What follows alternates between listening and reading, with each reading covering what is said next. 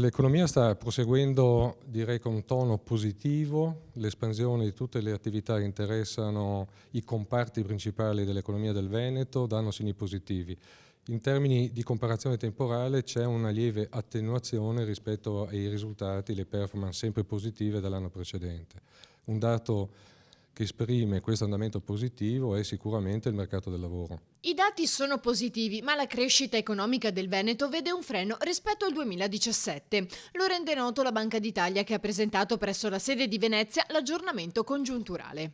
Il Veneto viene comunque da un quadriennio di crescita, dal 2013 superiore alla media nazionale. Tra i dati più confortanti quelli sull'occupazione, in particolare per under 35 e over 55. Questa è una cosa interessante perché diciamo, ci aspettavamo in qualche misura che il tasso di occupazione degli over 55 aumentasse, questo diciamo, in virtù delle recenti riforme pensionistiche, e questo effettivamente è successo.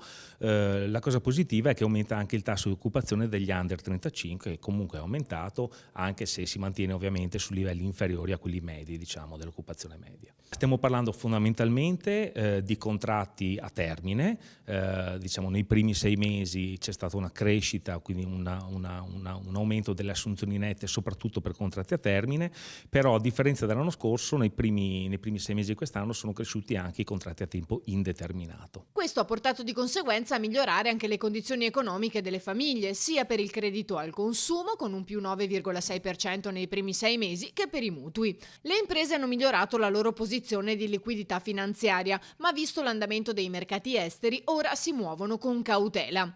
Miglioramento anche nel settore turistico, con la crocieristica a Venezia che indica un dato sorprendente. Un dato che è diciamo, in controtendenza rispetto ai flussi di merci, di passeggeri nei sistemi portuale e aeroportuale, perché i passeggeri della crocieristica nei primi 7-8 mesi dell'anno sono cresciuti dell'11-11,4%, diciamo, recuperando in parte diciamo, il calo che c'era stato lo scorso anno, legato anche alle note vicende del blocco diciamo, delle grandi navi da crociera nel porto di Venezia. L'indotto legato alla crocieristica insomma, è significativo, quindi ci aspettiamo che questo sia un ulteriore fattore che fa ben sperare diciamo, per il consuntivo poi dell'anno per quanto riguarda le presenze di turisti stranieri soprattutto.